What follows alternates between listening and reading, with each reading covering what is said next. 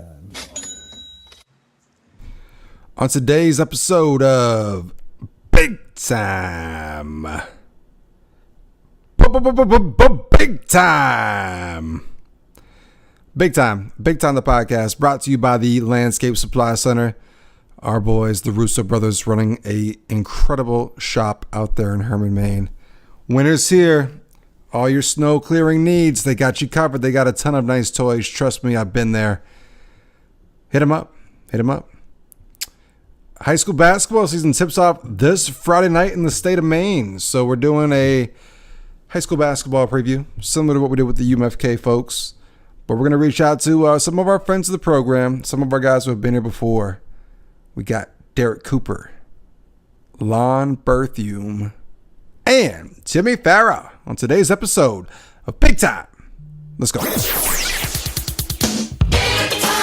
on my way, I'm making it. I've got to make it show, yeah.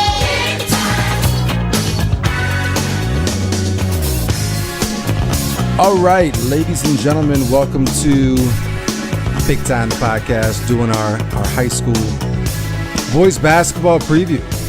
And up first, we've got the head coach of my alma mater, former Owl, former Bengal, current Warrior.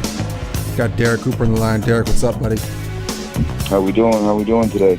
Good. So it's Sunday night. We were just talking offline that you guys just had a little preseason tournament over the weekend. So you guys are what, probably like a week or 2 weeks into preseason right now? We're about 2.5 weeks into preseason because of Thanksgiving cuts the week in half. So. All right, and then season tips off this Friday night. You mentioned you guys have Wisdom at home. Yep, we're gonna play Wisdom this Friday as our first game. It's gonna be away in Wisdom. Oh, it's a home opener following. What's that? So you said it's at Wisdom? It is at Wisdom, and then our home opener will be the following Wednesday. Gotcha. Real quick, just talk about how you guys finished last year. Obviously, you guys been to the tournament, but I know you guys are returning a bunch of guys back this year. So this is a little bit different expectation-wise, I'm thinking, this season than last, correct? Yeah, every year we try to be better than the previous year, and last year our goal was to at least win a game in Bangor, and we ended up doing that. It was the first time in 12 years, and then so this year we're just trying to win the whole thing this year, and we went 14-4 in the season, so we're trying to better that record and try to get into the tournament as a higher seed than fifth place, which is what we went in last year with the 14-4 records. How many guys coming back this year? We have, out of everybody we had last year, we just lost 2 seniors. One key senior, our starting center, and then another guard that came off the bench was a swinger. So really one key player that we lost from last year, so 4 returning starters. What year is this for you as a head coach here? This is my 7th year as the head coach, and we've had a JV team pretty much all 7 years. So that was one of the stipulations. I didn't want to take the job and not be able to build up the younger players, so that was important to me. What's been the biggest challenge for you as a coach? Because obviously, smaller town, sometimes it could be a struggle just to get numbers. You mentioned, just having a JV team is something that you wanted. What's been some of the biggest challenges that maybe you didn't expect coming into head coaching? One of the toughest things was the communication piece. I just found that the chain of command of communication sometimes would get jumped a little bit. So I feel that I'm just working on trying to stay in good communication with my players and parents to make sure that all concerns are covered in-house and nothing becomes too dramatic or escalates any more than it needs to be. So that's been the communication piece has probably been the biggest challenge. And then just as the game has developed and changed throughout the years, where it's become more of a perimeter game, more of a three-point shooting game, and then just pretty much, I would say 80 to 90% of the teams we play are playing zones. When I first started coaching, there was a lot of man-to-man defense. Now it's predominantly zone. So just learning, reteaching myself how to playing offense versus a zone and remain patient and hit the right spots. And just being flexible, a little bit more flexible in my coaching and not being as rigid as I was in my first beginning years, and not so much stressing myself for wins and losses, but just more of an improvement of the team. So, let me ask you this. So obviously you had a great career yourself as a player in high school and college, still playing pickup, still competitive, still getting after it. As a coach, how much did you look at the type of ball player that you are and that you were in high school? How much did you look at that as to how you want your teams to play versus maybe just playing for different coaches and playing in different systems? That influence kind of influencing the way you want your teams to play. Well, I've always been a very competitive person and a very intense person, and I can sometimes be misread with my passion and intensity as being aggressive. So I'm trying as hard as I can to understand that the way I was coached and the way that I would talk to my teammates when I was playing, that style of communication doesn't exist anymore. Rivalries aren't as deep as they used to be. You're seeing a lot more guys that are friends with other guys from other schools because of social media and just being able to communicate through different avenues. So I have to understand that, just keeping the discipline of my program, not allowing guys to do their own thing and to follow the game plan. But at the same time, I have to also understand that kids need to be spoken to differently nowadays. And, it used to be more of a military style when I played, and I've had to soften my style up a little bit, but still holding kids accountable. I think accountability is my number one thing. Holding kids accountable and not stressing over it too much, but just allowing them to understand that when you do something wrong, we need to be held accountable because that's the first step into fixing it. So just accountability has been my biggest thing. So I feel like we've always were held accountable when I played from our coaches. What's probably the toughest thing you find when it comes to having like a coach-player relationship? Like what's maybe like the distance you got to kind of create between you and your players? Like, is that tougher than you thought it might be? Or do you create that distance? I don't find it hard because I'm lucky enough to be teaching in the school. Right. So I'm around these kids all day long. So they understand the difference between me as a teacher they address me as Mr. Cooper versus me as the coach, as Coach Cooper. But as much as these kids are, extended family to me. So anytime they need anything outside of basketball, I'm always willing to help them. Any personal talks or things going on in their lives they want to speak to me about, I'm always open for that because that goes with my job as being a special educator at the high school.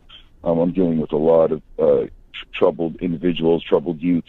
So I don't find it difficult. I think that the hardest part is when you have practices in the middle of the season where drills are repetitive, things seem kind of repetitive to them.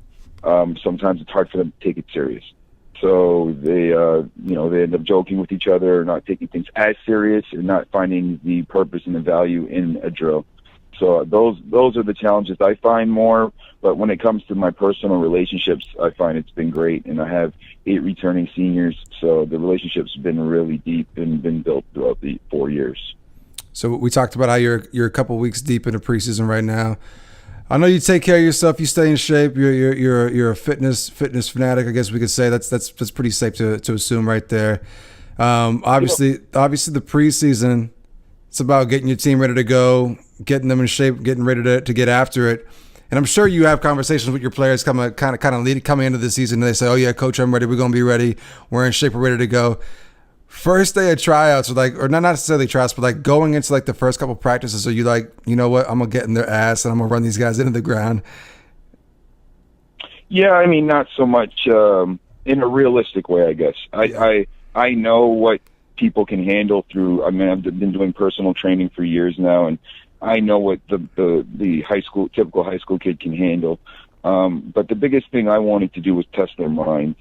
So what I do is I do a brutal conditioning week, first week, and it's basically just to get them to see how they react when they're tired, how quick are they to give up, how quick are they to turn to their teammates and encourage them to keep pushing, or are they more worried just about their own bodies and their own self? So these are things that I constantly remind them of throughout the conditioning, throughout that week that they have. And they're experienced enough now where they kind of are anticipating it, they understand it. And majority of my team plays soccer. So they, a lot of times people think because you're playing soccer, you're going to be in shape to play basketball. It's different though. Yeah, and a lot of them played till the state title game. So they really, it was almost back to back. So they had, a little less than a week off, and then they were right back into basketball. So with basketball, it's short sprints, upper body strength, and a lot of core strength. So I just try to wake those parts of their body up. We don't have time to really build strength or muscle. So all I'm trying to do is just to get those body parts in their lungs used to the short sprint, and then really burn their lungs. And then at the end of conditioning, throw the ball in and have them do some layups and mid-range shots while tired, some free throws while tired, just to get used to, being tired and playing. And it was great. The first day was horrible for them. The second day got a little better. The third day was really good. And then, we went to, actually we did 2 days, and then we went to Thanksgiving break. And then 2 days off, we went back, did another heavy conditioning day. And then after that, we had split practices. And then for my split practices, once I made the varsity and junior varsity rosters, we did some more. I did more conditioning with my varsity, just not as long into the practice. So instead of making it a half of the practice, I did more of it, about a quarter of the practice, because I knew we only had a week before we went down to Lee Academy. So what's your favorite part about preseason? Just the excitement, the anticipation, the excitement. I'm throwing in, a lot of new things this year because I don't have a 6'6" down low. I have to respect that we have to make adjustments as a team, offensively and defensively. So just exploring new options, trying new things, seeing the kids be excited about new plays and new things, buying into it, bringing other people in to help so they don't just listen to the same voice all the time. And it's been nice. I have three people helping me on the side. So, not counting my assistant coach, I have 3 other adults helping. So it's nice sometimes to be able to be on the sideline and be able to look at everything as one piece rather than always being in the drill trying to help out. So it's been a blessing this year so far. But just getting them out to play. In preseason's just getting them excited, keeping them humble, but at the same time hungry to get into the season, and the most importantly, making sure everybody's healthy. You mentioned last year the goal was to not just get to Bangor, but to win a game. This year the goal is to win the whole thing. What's the atmosphere like around the team? Like, is that everyone's feeling right now? Is that how everyone feels? Like, is everyone feeling confident? What's just the vibe around the team right now? I think everybody's on that same page. I think that we have a little bad taste in our mouth from last year. I felt like we played a really good first half against the 3-time state champion team, and then in the second half we didn't take care of the ball, and they took advantage of all our mistakes. So that's the last game we played. That's the last game on our mind, and we don't forget that. So we're very hungry to get back on that floor. We're comfortable playing on that floor now. We know what it's about. The hype isn't going to shake us, and we have such a close-knit group of guys. They're all really good friends. The starters could be out of the game, and the bench can be in the game, and the starters are standing up cheering, for everybody. So it's a real tight-knit group, and I think everybody's ready to try to get that state title this year. Let's give them some shine. So talk about some of these kids you got coming back. Who are some guys to watch for? Just in general, just give them some love. I got my 2 captains, Caleb Delisle, Camden Jandro. Talk about Camden Jandro, just a great athlete, one of the best defenders I've ever coached. Great anticipation, unbelievable lateral quickness. Also is willing to attack the basket, and he can also shoot the 3 and hit the 3. Very, very cerebral when it comes to his defense. He sees and reads things very well, and you're just trying to get him to continue to be more aggressive on offense, because a lot of defensive-minded people tend to be a little bit more passive on offense. But we're trying to get him more aggressive. And then we got Caleb Delisle, my other captain, who's probably the most committed to basketball, one of the most committed basketball players I've ever had on my team. Never takes a day off, whether we could have practice and he's in the college, practicing with the guys before our practice. He's always in the gym. He's a gym rat. Great footwork, great inside-out game, and he's going to be a big part of our team this year because he's going to be the one playing down low majority of the time. So he's going to be pick up a lot of rebounding slack and easy high percentage basket. And then we got a couple other starters returning that are going to be juniors. Jace Rochelo, Eagle Lake kid, fantastic three-point shooter, good mid-range jump shot. We've been working on it for years now, and he has a nice elevation on his mid-range, and just working on his on-the-ball defense. That used to be his biggest weakness. He improved on his defense a lot. So he's a big piece, really aggressive offensively. And then Eden Parody, a lot of times runs the point guard for us. Another great defender.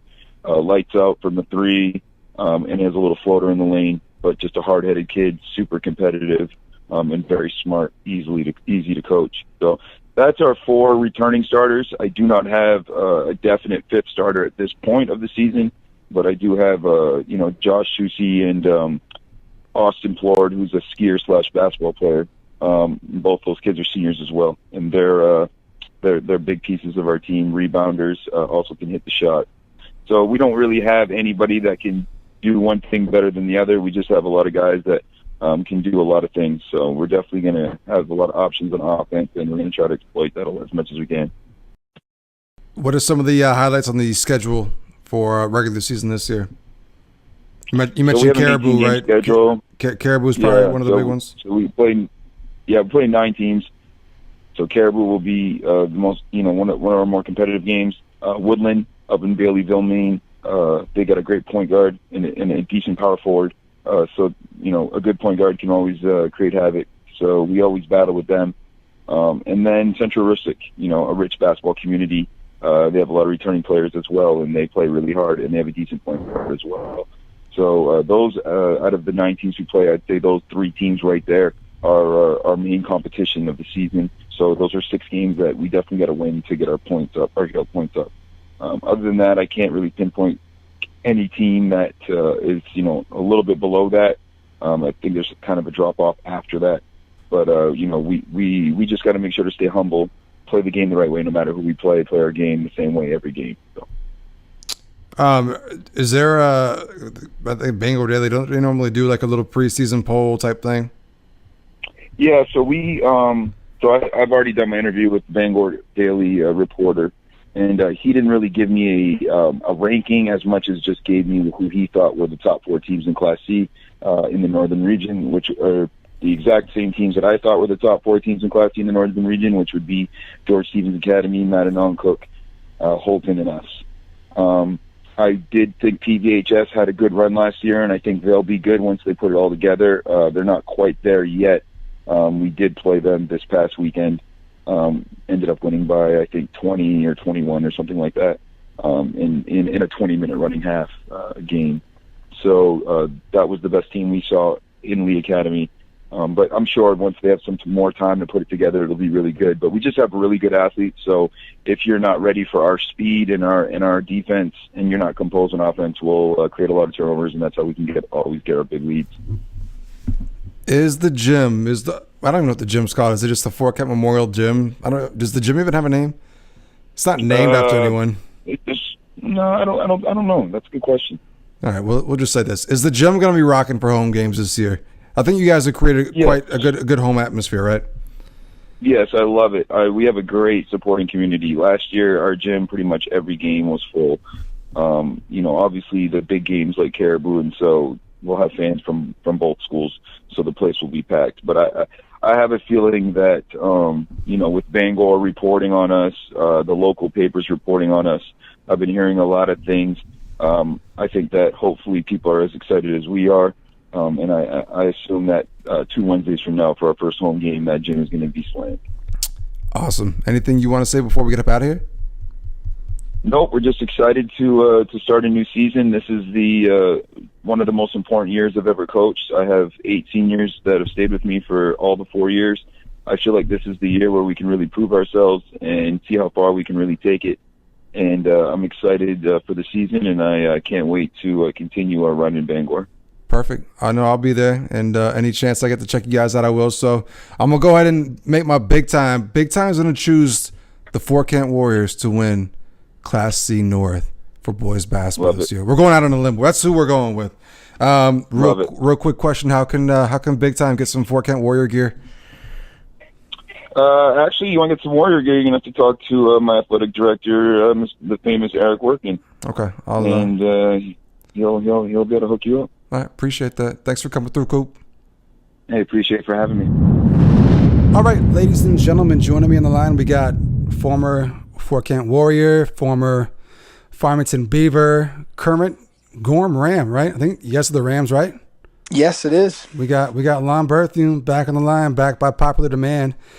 We did the UMFK basketball preview a couple weeks ago. Just going to do the same thing with high school basketball right around the corner. Laughn was just telling me December 7th, I believe, is when you guys tip off, right? We do. Is that the tip off for the entire state? It is. That's the first countable game. I believe it is for everybody. All right. So you mentioned to me offline that you got pretty much most of your players coming back, only lost one player. We're talking about a team that has won 2 out of the last 3 state championships, right? Lost in the state championship game last year, right?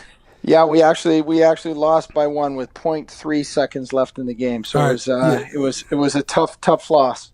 Are you guys over it yet? Like, or is it still sting? You know what? Honestly, the reality is that I don't know that you want to lose an opportunity for that to be a learning experience. I mean, obviously it stings, but with so many girls back, I think they were waiting for the first day of preseason so they could get back at it. They couldn't wait to get back on the court. Right. And so you guys had won 2 in a row, and then going into the playoffs last year, you weren't favored, were you? You guys were one of the lower seeds, right? No, we were actually the 5th seed last year. We ended up, by the end of the year, we were starting 2 freshmen last year. And so, we went through a few growing pains during the year, but we peaked at the right time. And, we were number 5. We went on the road and won against number 4, then knocked off number 1. We were actually up 16-0 at the end of the first quarter. And then won our side, and it was probably one of the best state finals, to watch for girls basketball. Came right down to the wire, and disappointing loss, but there was a lot of good things that happened in that game. We were, we were down 12 in the 4th, and my best player goes down, and she's got to go get her knee checked out, and she comes back on the court, scores the next 16 points, and we tie the game, and end up losing on the last play of the game. So it was a tough call, and like I said, we're ready to get back at it. So what was it? Just a foul call with 0.3 seconds left?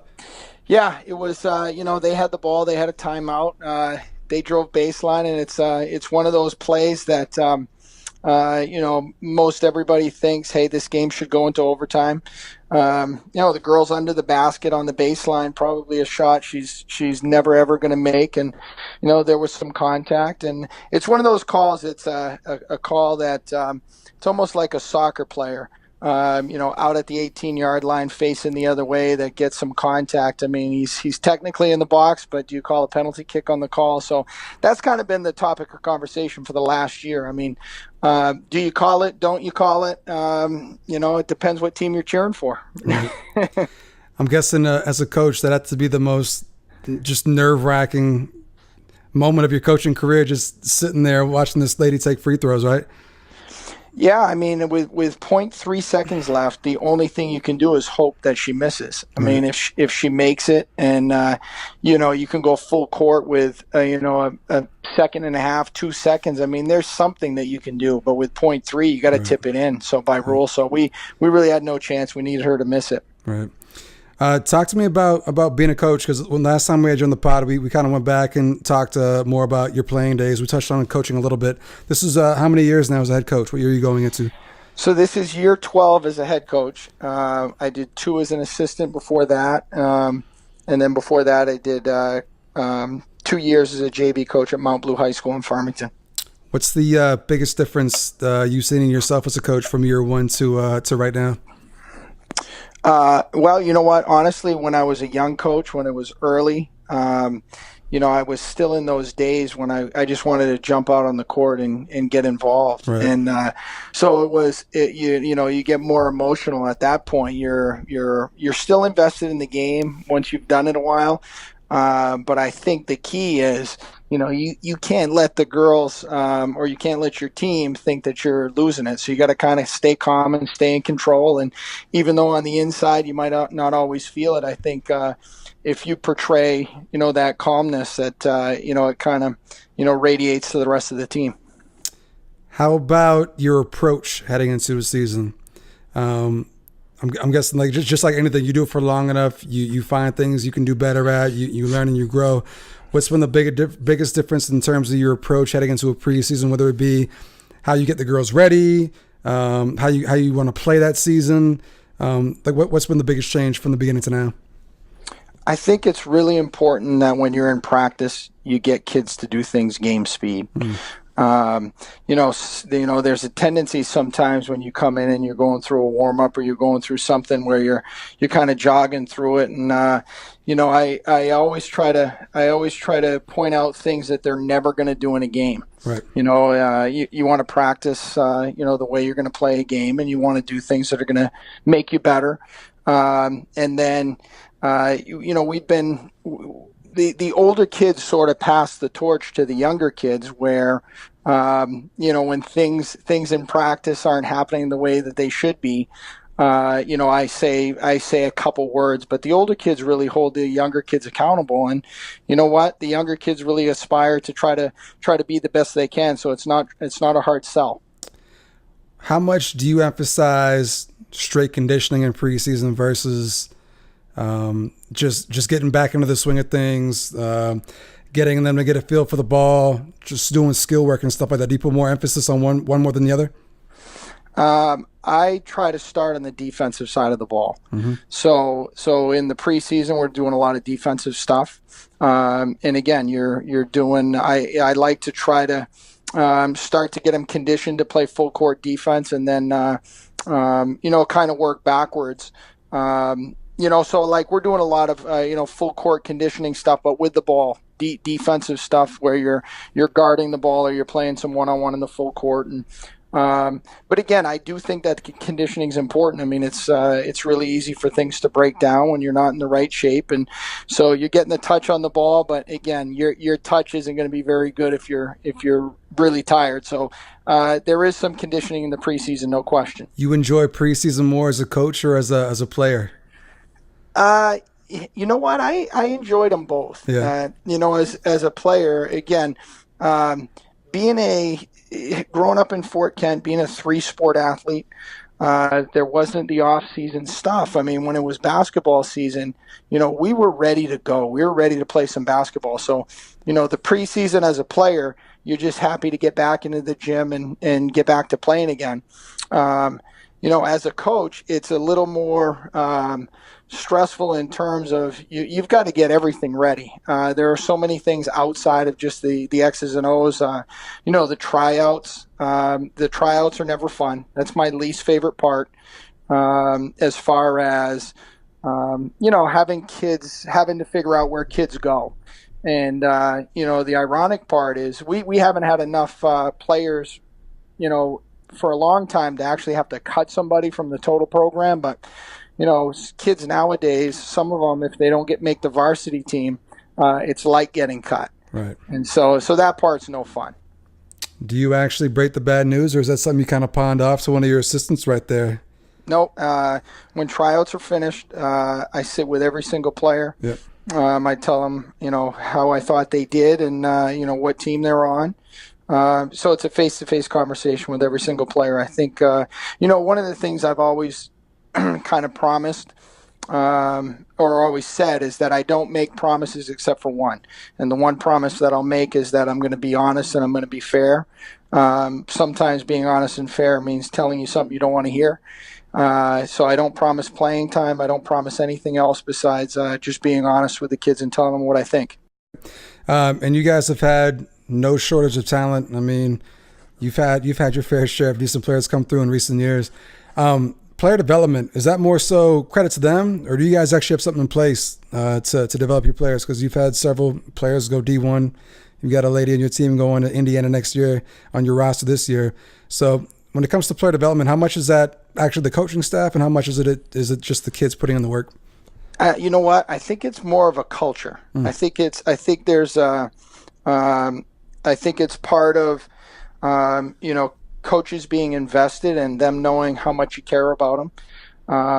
But it's also younger kids that are watching these kids, the older kids playing, and they aspire to be like them. I mean, and that's really what it is. And, so you've got kids that are working hard, kids that are setting the right tone in practice, and then the younger kids that want to be like that. And then, from a coaching standpoint, I don't think I'm doing them any favors if I'm always patting them on the back, telling them how good they are. Right. So I think you have a mix of doing that, and then holding them accountable when they're not doing what they should. And that's a fine line where you gotta try to do it in the right way. But it's I've been very lucky with, the mutual respect that we've had for each other. And again, when you've got some high level kids that are your best players, that are your hardest workers, I mean, what are the other kids going to do? They don't really have a choice. Right. So as we just said, you've had a bunch of talent come through in recent years. How much going into a season do you cater to who your better players are in terms of a system, or do you have a system in place that you want your players to adapt to? Like, how do you balance that? I think you always have to take a look at what your players have, what your players are, and then kind of adjust to what they do best. I mean, I'll give you a quick example. We've got certain kids that when they're in the game, they can give us certain things. But like, for example, I got a kid that, or a few kids that, pressing might not be their thing. So when they're in, we'll play to their strengths. And, when they're out, we might switch it up and go to full court when we've got a lot of quick players. And I think you got to take a look at what your players can offer you, or what their strengths are, and then, try to put them in the best possible spot. How long did it take you as a coach to kind of realize that? I'm guessing, like, once again, that you evolve as a coach, and when you're younger, you may be a little hard-headed in that we're going to play this way and we're going to play this way. It's my way or the highway type of thing. How long did it take you to kind of realize that, to have that approach? I don't know if I have a number. I will say that I was fortunate to play for some very good coaches. Mm-hmm. So, I played for Murph in high school, and then playing for Dick Meter at Farmington. And then right after Farmington, I was an assistant coach with Jim Bessie at Mount Blue, and he was there, for a long, long time. He's actually Coach Meter's assistant at Farmington now. And I worked Pine Tree basketball camps with Coach Meter and Coach Whitmore for years. So the biggest thing is, I think, for coaches, is you can't have an ego. You have to realize that there are a number of different ways to do things. And, I sort of paid attention. But again, when you're a young coach, you're going to make mistakes. And the biggest thing is you got to learn from mistakes. I think basketball and athletics in general are a game of mistakes. And, it's how quickly you're able to move on to the next play and, I guess, not let it bother you. So I think that's the same for coaches as it is with players. Let's talk about this season. So you mentioned to me earlier offline that you guys have taken the Northern Maine trip again this year. That was something you guys did last year, went up and played. Was it Presque Isle, Caribou, Fort Kent, correct? That's what we're doing again this year. All right. So do you have a name for this trip? Like, is this is this going to become an annual thing here? I hope so. I hope so. It's it's our preseason county trip, but they actually call it the Fort Kent trip. Okay. Because the three coaches, Neely and Aaron and myself are all from Fort Kent. So, they started talking about it in the summertime. Are we going back? So, we leave on Friday, and we're going to play Presque Isle and Caribou on Friday night. And then on December 1st, we're in Fort Kent. What's the regular season looking like? Do you guys have a preseason poll for what's the conference you guys are in?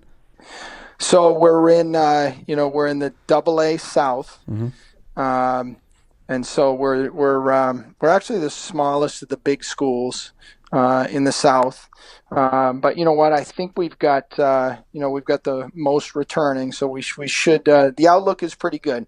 Again, our best player is had her signing to be an Indiana Hoosier next year. She had that a couple weeks ago, and I'm telling you, she's ready to go.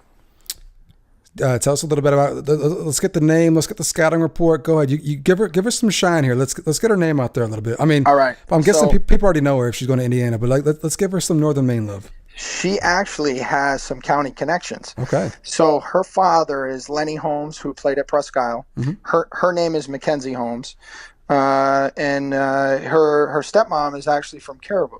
Oh. So Joan Kinney from Caribou. So we go to Presque Isle and Caribou. So that's a special time for her too, and for her father. Right. Her father actually was a teammate of the Presque Isle coach. Oh.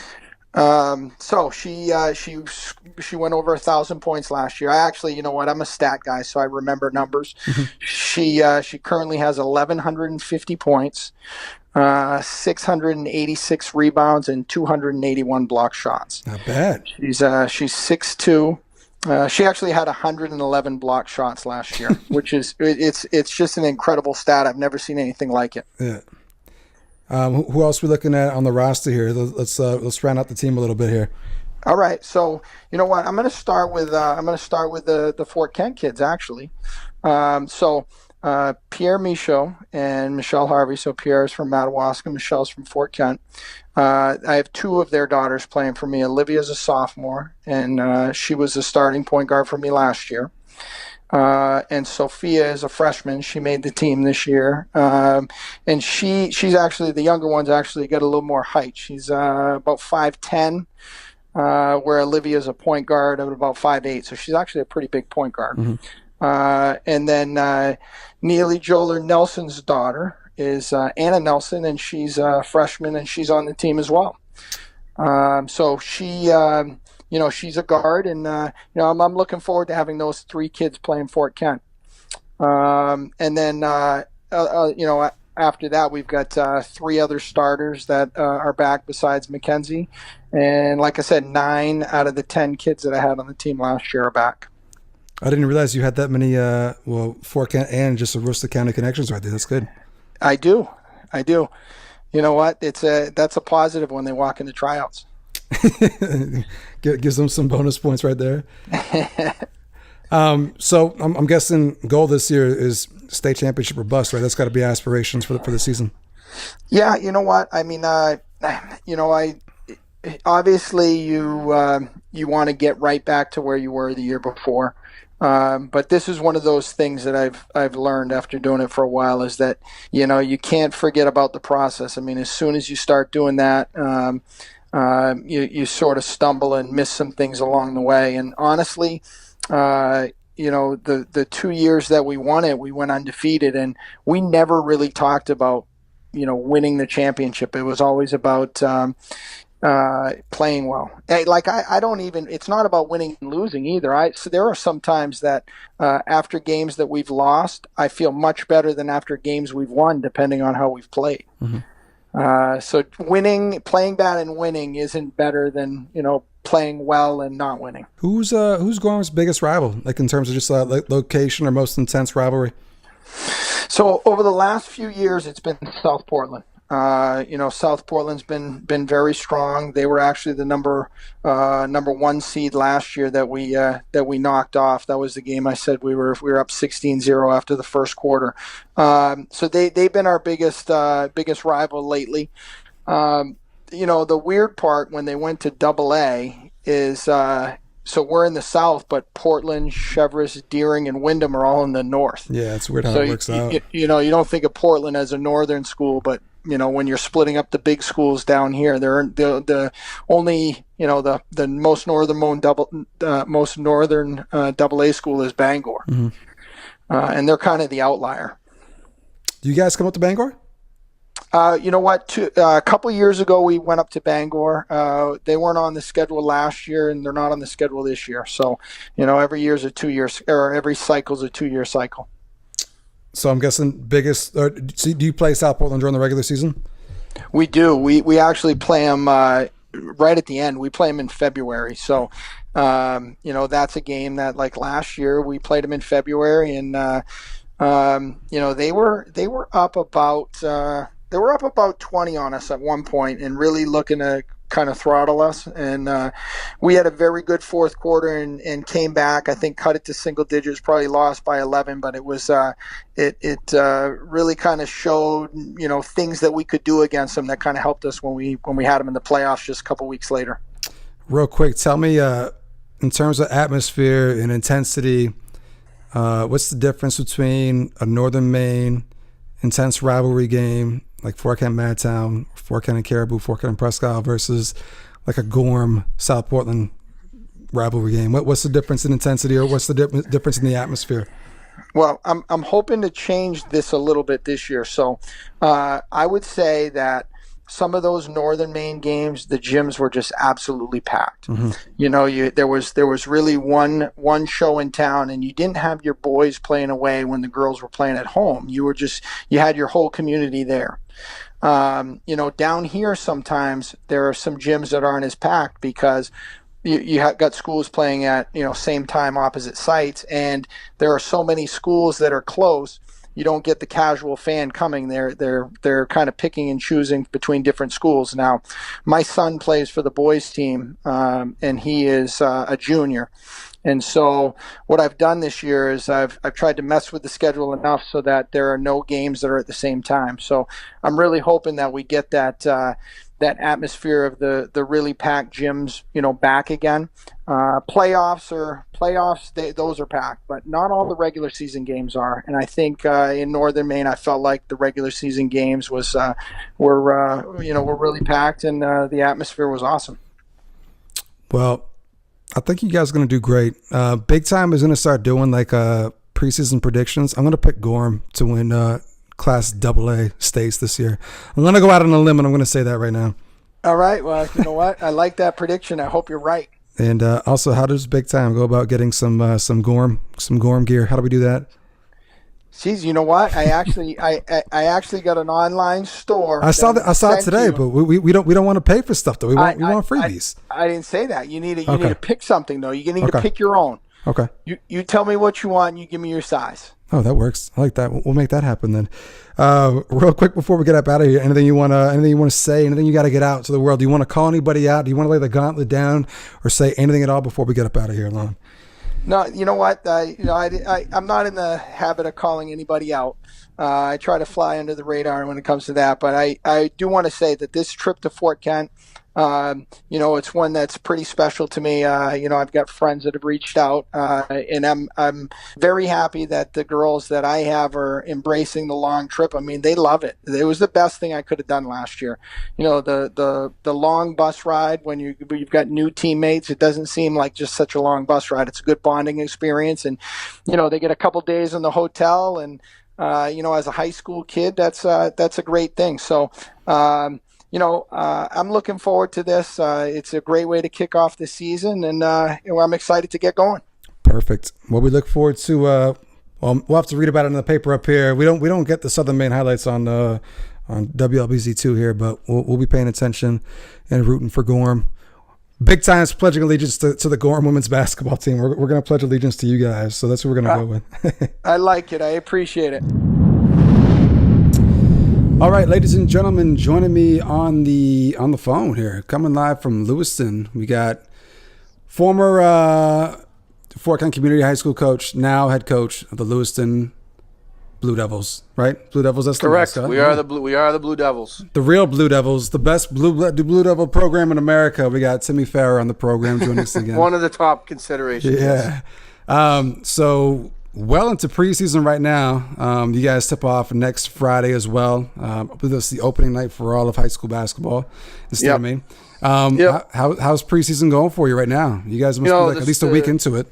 Yeah, we're a week into it. What's today? Thursday. So over a week now. The snow days, the holiday. Those kind of. We've had 3 snow days. We've had to cancel. We were able to practice some of those days. But it's just it throws you out of rhythm, and we're trying to find that a little bit. But we had a good practice. We've had 4 good practices. Tonight was more of a scrimmage, And the kids have really, this has been a good practice group. One of my favorite practice groups I can tell right now that I've ever had. So that's enjoyable for a coach right away, that you're going to come to practice every day and they're going to work hard. And that's what they've done. Really enjoyed it so far. So from your end, this is what year as a head coach? You're going into year? This is my 11th year at Lewiston and 4 with you guys. So this is year 15. Year 15 as a head coach. That's crazy. So let me ask you this: as a head coach, how much? Because as a player, you can watch and you could take stuff from this person's game, or I could take stuff from that person's game. For you as a coach, how much have you taken from other coaches or just other people you've been around? I mean, you absorb everything. I was always like that as a player. I always was, when I was on the bench, I was thinking, what is coach thinking type thing? What is he thinking about? Why is, what's he thinking about here? Why we running this out of bounds play? And, not in a negative way, but just always trying to think the game. And so when I was able to get in, I was ready. And I felt like that kept my mind active and focused that way. In college, it was like that. When I had downtime, I volunteered to coach at Wisdom. And I just, I love the coaching piece. And, Coach Graham, obviously a huge impact, both Scott and Jimmy. My other high school coach, Doug Crabe, a huge impact. Larry Murphy was a huge impact. But I also learned a lot from some of the guys that worked with me, Jamerson Crowley, Scotty Pelletier, Jay Charette, Dustin Netto, those guys that worked with me up in Fort Kent. Really, I learned something from each of them. And, some of the coaches you coach against, too. If you're playing against Matt Rosignol and you don't learn something, then you're not paying attention, because you're going to get something from good coaches when you face them like that. So, and then, lately what I've done this last year, you go to clinics and stuff like that, but I think the clinic thing is inefficient. And we've actually our program's consulted with a guy out of Texas that runs a consulting thing, and we watch tape with him. We talk about stuff with him once a month, and that's been really good in the last year to focus me, because, I can be like a dog chasing his tail sometimes with what I want to do. And that's been a really good thing for us. So that you still got your mentors, your people that you touch base with all the time, that Coach Graham's, and obviously my folks but you got to learn, you got to continue to learn. And we got I coached against some great coaches wherever I've coached, and the coaches we coach against in our league, we've got some really good ones. We've got guys in Hall of Fame, guys that have won multiple state championship, guys that have won 400 plus games. So if you're not paying attention, whether you ever talk to them, you're watching tape on them, you're seeing their teams play, there's a reason they're successful every year. So how much has Hoop Camp molded you as a coach? And that's the real question. Yeah, it's there. It's in that it's in that resume as far as my learning experience.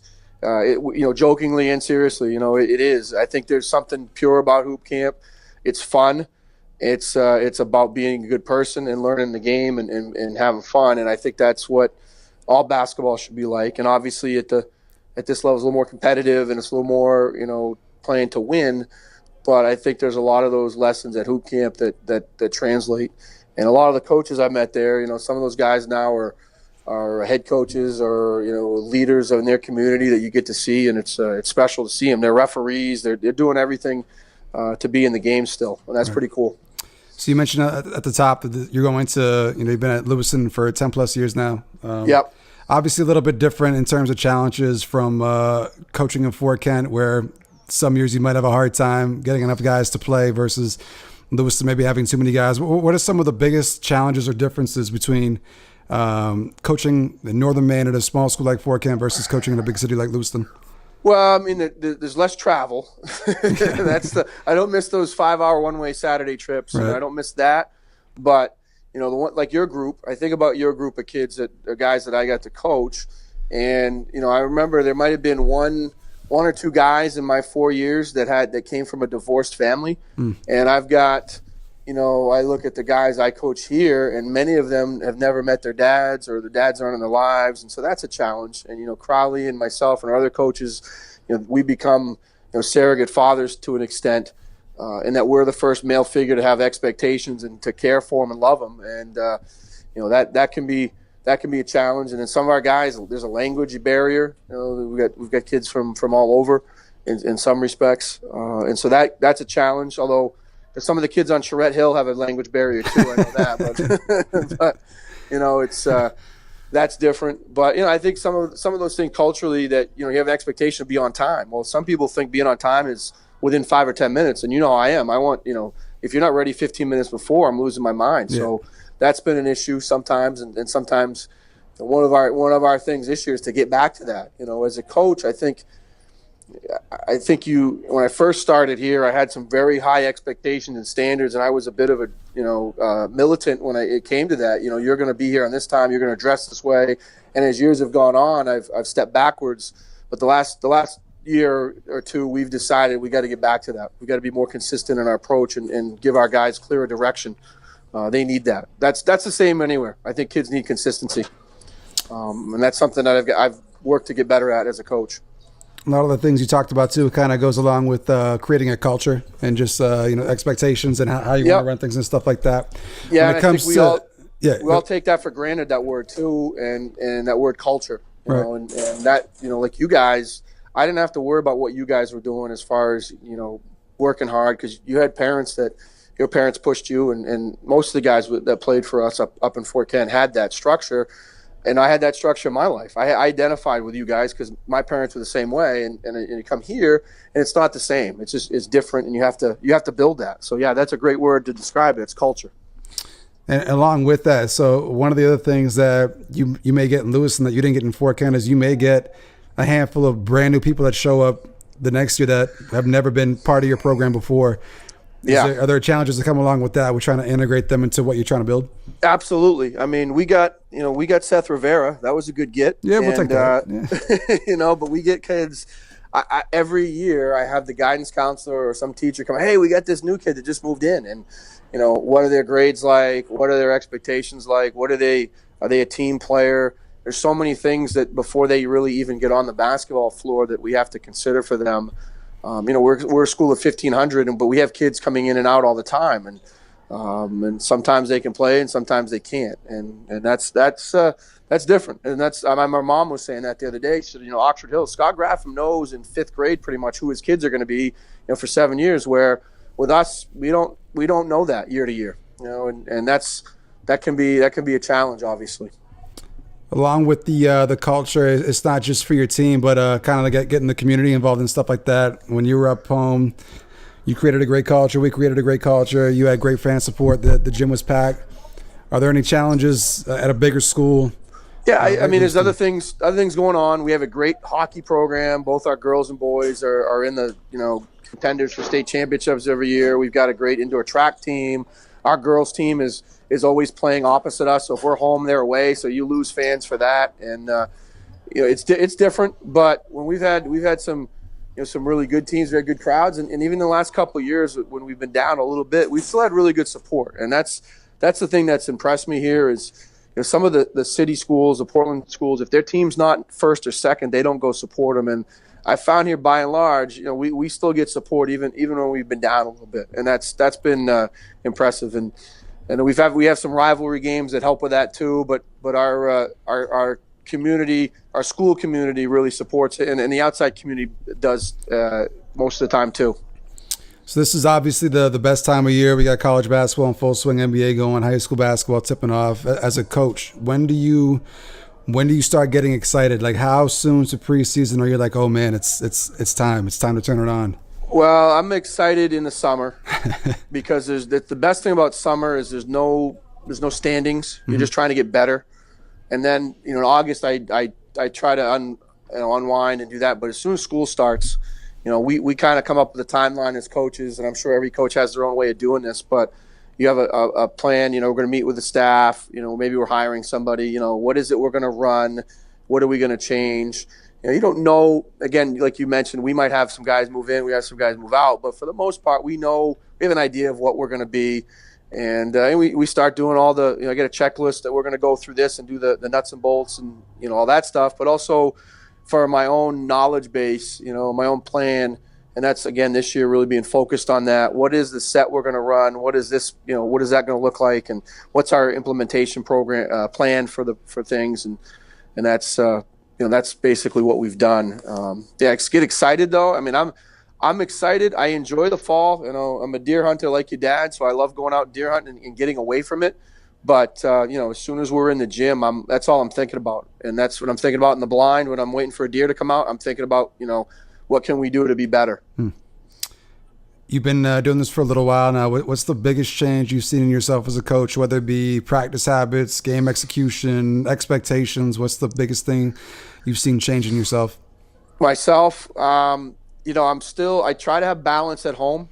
When I was with you guys, I didn't have anything to worry about. It was me and my mobile home. That was it. I didn't have pets. I didn't have a plant. I had nothing. I went home to sleep. And every time else I was thinking about how we could get better and win. And that was like 24 hours a day. And with your group, especially 365 days of the year, I was trying to figure that out. And to the point of what your returns are on that. And I think now I'm a little more balanced. I hope my wife would say that and try to be involved in their lives, my daughters. But for me, that's changed, I think. The other thing, I still believe in man-to-man basketball. I teach it a little bit differently now than maybe I did then, but the expectation, we're going to be up in the pass lane, we're going to get after it. That's never changed. And sometimes you have to deal with the group you have and adjust a little bit, not be as aggressive. But if I have my druthers, we're going to do that. And offensively, it's less is more. That's the one thing that's changed in me. I've definitely tried to come up with one thing we're going to do and try to get better at that. And that's again, sometimes that works, sometimes it doesn't. But you have to have players to win. And you have to have guys that can score, and you got to find a way to amplify what they're doing to be successful as a coach. And that's kind of how I look at that. So. Speaking of the players, here's a good question for you. You've been coaching for over 15 years. You've been playing basketball for probably twice as long as that. When you were growing up, you mentioned on your episode, you wanted to be like Larry Bird. In the 90s, people wanted to be like Jordan, and it was all about hang time. The 2000s, Iverson came along, and everyone wanted to be a ball player or have ball handling skills and crossovers. Now everyone thinks they can shoot threes like Steph Curry. What's the biggest difference you've seen since you've been coaching in terms of in players? Well, I think I saw Coach McAvoy at Southern Rustic say this a couple years ago on an interview, and he was talking about his career, and he said the game is outside in now, and it forever was inside out. You started inside, you threw it in the post, but the analytics, and I don't know how far along the line people go with this, and we've really adopted that the last couple of years. The post up is not analytically a great advantage. That kick out three is a great advantage. That paint touch doesn't have to be a post paint touch. It can be off the dribble. And that's how we played growing up, was you threw it in the post, and then if he wanted to, he kicked it back out, and then you shot the three. And you had to be wide open. And now I think you're looking, if that three is open, then you need to take it, because that is the most valuable shot. Other than a foul shot and a direct layup, that three-pointer is the most valuable shot in the game. And you have to still adjust that to your team. And I'm not coaching NBA guys that are robots and that have fill up that stat sheet perfectly. But that's definitely changed, and I think you have to adjust to that. And I think you have to be willing to if you have a big guy that can shoot, then that's a great advantage. Where that wasn't the case when I played. And one of the best players we play against, Bangor first game is Matt Fleming, and he's a bigger kid that maybe 20 years ago wouldn't have been allowed to do what he does. I think he would have, but depending on the right coach. Now it's almost an expectation, if you're this size, that you need to be able to step out and play inside and outside. So that's definitely changed.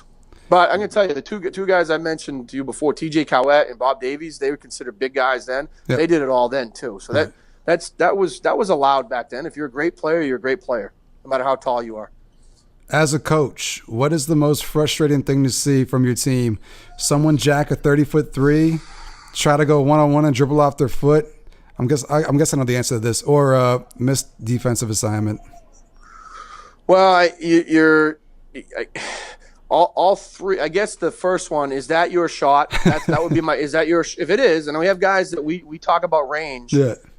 We call it Rob, range, open, and balanced. Are you in your range? Are you open? You're balanced. And then if you are, then shoot it. And I don't really care. I don't remember telling you to not shoot. I didn't have a. I don't remember. Did I ever tell you shot too much? And no. All I ever heard was shoot it, shoot it. Get it, pull it, Tommy. There it is. So, going one-on-one off your foot. That's obviously a physical mistake that happens. I don't want you, screwing around with the ball. I want you going somewhere with it. But the defensive thing, we get to that point. I know with you guys were smart and tough, and we got there earlier than some teams, but we get to a point where it's like, if you do this, if you give up middle, or you don't take a charge, or you deny, if you give up a face cut, or you're not up in the pass lane, you're coming out. You have those benchable offenses. And I know that was the case for you guys. If you weren't up in the pass lane, you're coming out. Like, we're not watching this. And because we got other guys that'll do it. That's kind of how we are still with that one. I think you knew the answer to that one. I did. It was kind of a trick question.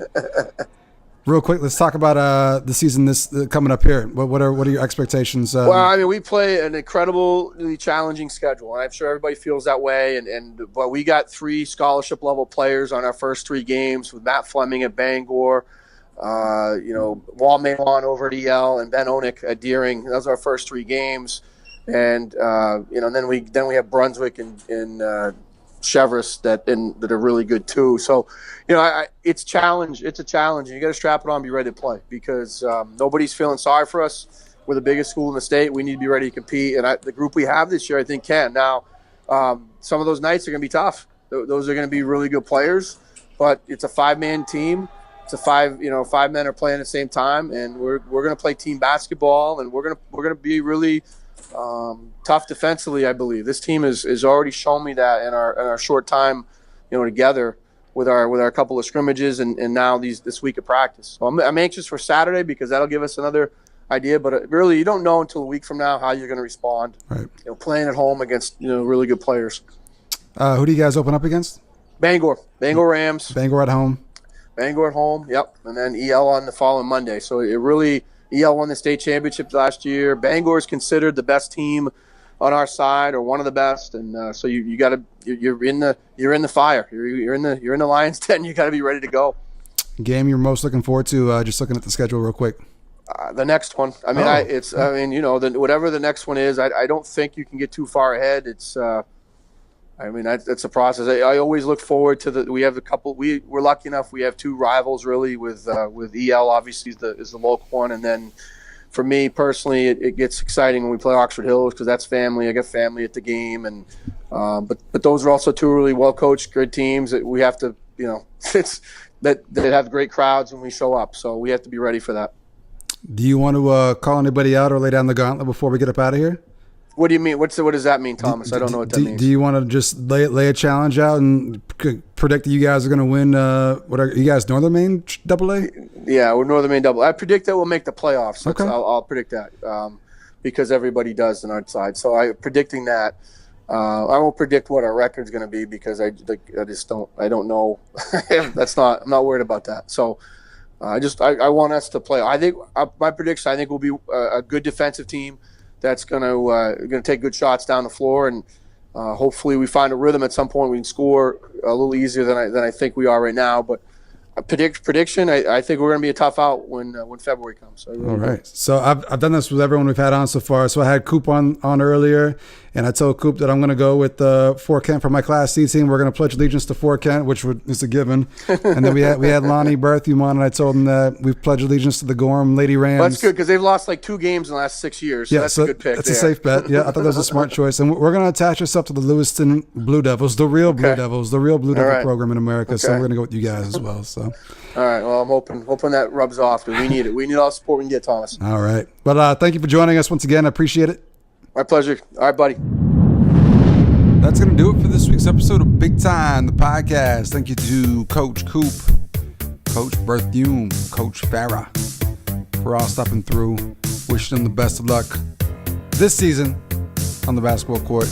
Make sure to tune in next week for another episode of Big Time, the podcast. Until then, we're out.